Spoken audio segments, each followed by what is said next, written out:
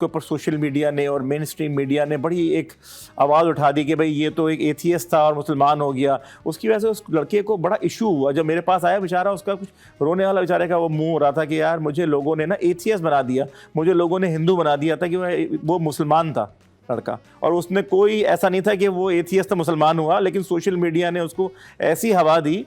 हाँ, डॉक्टर जाकिर नाइक को मुझे लगता है उनको सुनने में मसले हैं, क्योंकि उन्होंने यशमा का भी जवाब कुछ और दिया था, सुना कुछ और, जवाब कुछ और दिया। उन्होंने ये भी बोला था कि सोशल मीडिया से कमाने वाले यूट्यूबर ये वो एक हराम, इट्स नॉट हलाल मनी। तो इसलिए हमने पॉडकास्ट की तरफ भी बढ़े। ओके, तो और सबसे शॉकिंग वाला पॉडकास्ट क्या था?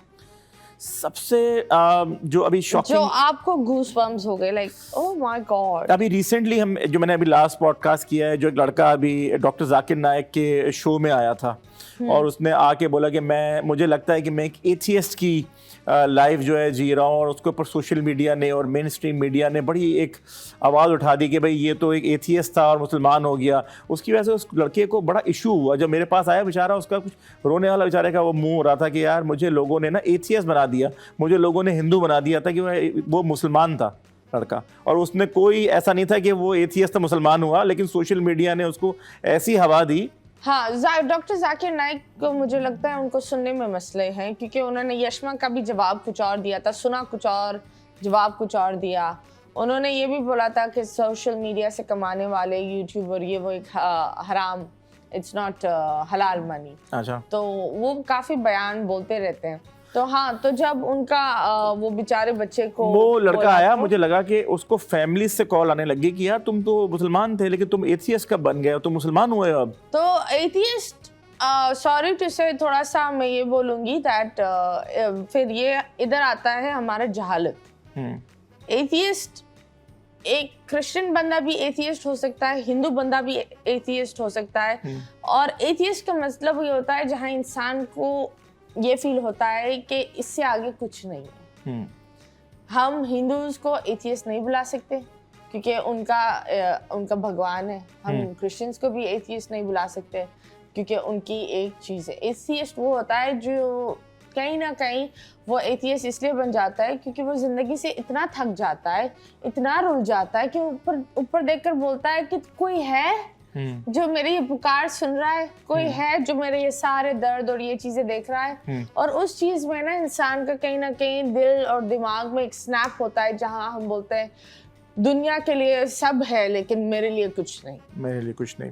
तो that is an atheist. An atheist is a person who believes that there is no God. No God. Exactly ऐसा ही है। लेकिन उसने आगे बोला कि मैंने तो ये कहा था कि मुझे ऐसा लगता है, मेरा सवाल ये था कि मैं एक एथियस्ट जैसी लाइफ जी रहा हूँ। हाँ। मैं एथियस्ट नहीं हूँ, लेकिन वो फिर उनको आगे फिर ये बोला कि नहीं, तुम, उन्होंने भी ये बात कही थी, लेकिन सोशल मीडिया ने इसके ऊपर अपने व्यूज़ के लिए ये गलत थंबनेल बना के डाल दिया और जिससे वो बात फैली बहुत आगे, और मेन स्ट्रीम मीडिया ने डाल दिया कि एक हिंदू लड़का मुसलमान हो गया और उसके बाद वो रोने लगा, ताकि वो कह रहा मैं तो रोया भी नहीं। मुझे लगता है कि वो उनके अपने ही लोग होंगे, पीआर, बैड पब्लिसिटी, पीआर वो जो एक होती है, वो जो लोग हायर करते हैं बैड पीआर एजेंसीज, जिससे हाँ कि वो प्लीज इस तरह करते। आई थिंक दैट हर रिलीजन को रिस्पेक्ट करना चाहिए। बिल्कुल ऐसा ही। We are not above anyone.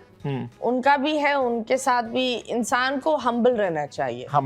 बिल्कुल ऐसा ही है। आंख बंद करके आए और इनसे काम कराएं, मेरी गारंटी है। मुझे किसी ने बताया कि लोगों ने मेहरान के अंदर 70 का कार्बोरेटर डाल दिया। ओके जी, ब्लॉग बनाने का मकसद सिर्फ इतना है कि अपनी गाड़ी फ्री में जाके बाहर, बाकी बाहर में जाए। कभी ऐसा हुआ है कि आपने ब्लॉग शॉग बनाया और सामने वाले ने बोला भाई बाहर में जाए, तुम्हारा ब्लॉग पैसे दो? नहीं, यहाँ तो पैसे ही दिए थे हमने। पैसे दिए थे? यहाँ तो पैसे लिए हैं इनसे? इनको हमने दिए हैं। ओके, आपने दिए। इन्होंने दिया आपको?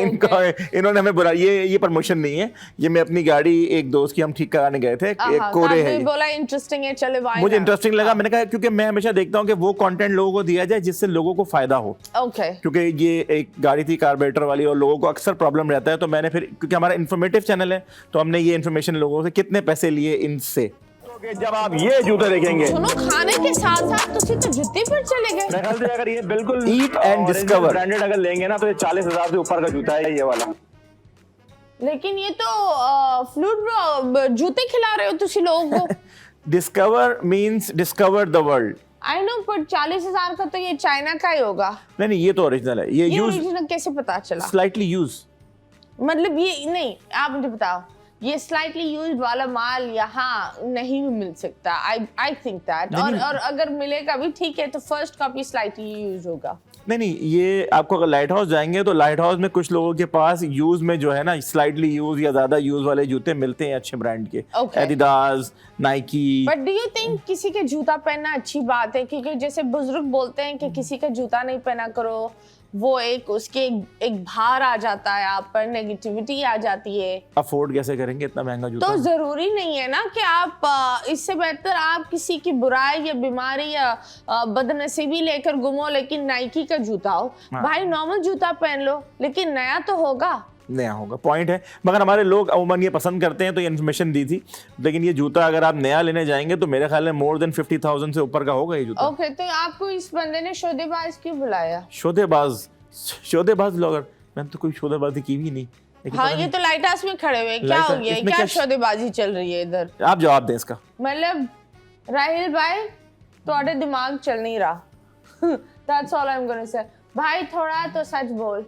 किस चीज पर सच? ये जूते के ऊपर, ये जूता इतना महंगा है, ये जूता यार नहीं, ओरिजिनल जूते अगर आप जॉर्डन्स और ये देखें तो कुछ तो लाखों में चले जाते हैं, ठीक है, ये एक रियलिटी है। लेकिन आई थिंक दैट इंसान को चादर उतनी फैलानी चाहिए जितनी औकात है, उतनी। और इज्जत आपकी जूतों, और आप अगर ऊपर से नीचे ब्रांडेड हो ना, और कोई आपको इज्जत नहीं देना चाहता तो वो नहीं देंगे। आप कचरे का डब्बा लग सकते हो ऊपर से नीचे ब्रांडेड पहनकर। हाँ, exactly। ये एक रियलिटी है। और आप एक इंसान का बच्चा लग सकते हो बगैर ब्रांड पहनकर, क्योंकि ब्रांड इंसान खुद होता है, वो नहीं जो आप पहनते हो। एग्जैक्टली। एक और चीज आ गई भाई, आप जैसे लोग ने इनका दिमाग खराब कर दिया है ब्रांड बोल बोल के। दिमाग, हाँ ये बात तो मैं एक्सेप्ट करूंगा कि बहुत सारे पठान ऐसे हैं जो बहुत सस्ते जूते ना इन वीडियोस के बाद कभी कभी महंगे भी कर देते हैं, क्योंकि उनको पता चल जाता है कि ये असल इसकी प्राइस जो है लाख रुपए है और वो। लेकिन हम ये मकसद ये नहीं है, हमारा मकसद तो बताना है लोगों को कि आप यहाँ से आके शूज ले सकते हैं, या नए भी हैं पुराने भी हैं। हमारा पॉइंट ऑफ व्यू ये है। लेकिन मेरे जो एक या लोगों का पॉइंट ऑफ व्यू होगा, लेकिन मेरा ये एक पॉइंट ऑफ व्यू है दैट जूते वो लो जो ओरिजिनल नहीं, कोई बात नहीं, सस्ते हो लेकिन नए हो। क्योंकि बुजुर्ग जो हमारे एंसेस्टर्स, नानी दादी सब एक ही चीज बोलते हैं कि किसी के जूता पहनना नहीं चाहिए। आई एम श्योर आपकी मामा ने भी यही बोला होगा। वो उसके पीछे हमें लगता है कि वो सिर्फ हमें डांटने के लिए बोल रहे होते हैं, पर इन रियलिटी जो आज साइंस अनलॉक कर रहा है वो बेसिकली होता है आप किसी की नेगेटिव ऑरा क्यों लेना चाहते हो।